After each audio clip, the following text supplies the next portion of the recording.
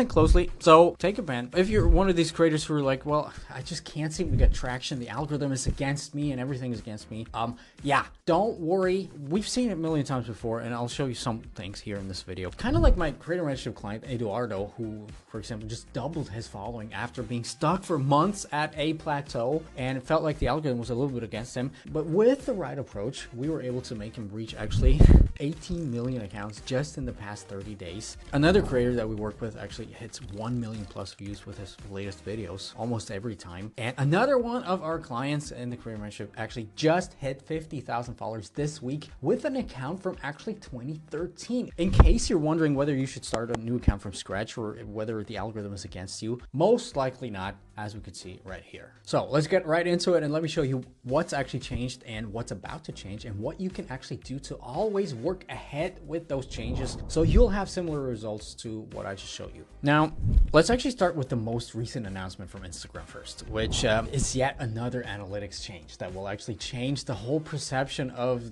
how your content performs and how people view your content. Because just a few days ago, our old friend, the head of Instagram, Missouri, actually announced that views now will be the primary metric across all formats. Before it was kind of reach for photos or impressions for photos, but the plays were actually just initial plays and one replay or something like that. No, now it's going to be the same all across the board, even for photos and carousels. This will be a little bit more important a little later, but actually let me show you what they have said. They say views will measure the number of times a reel started to play or replay and the number of times a non-reel appeared on a person's screen. So basically an impression.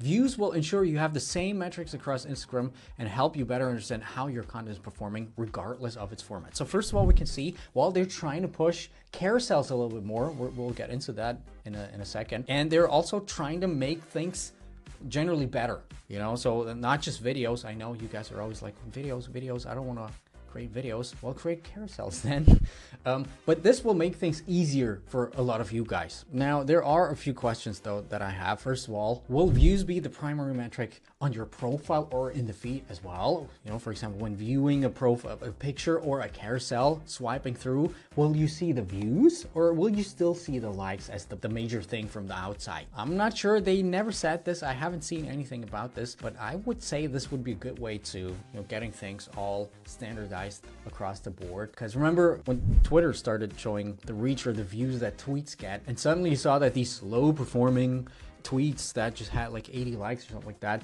reached 15,000 people and stuff like this.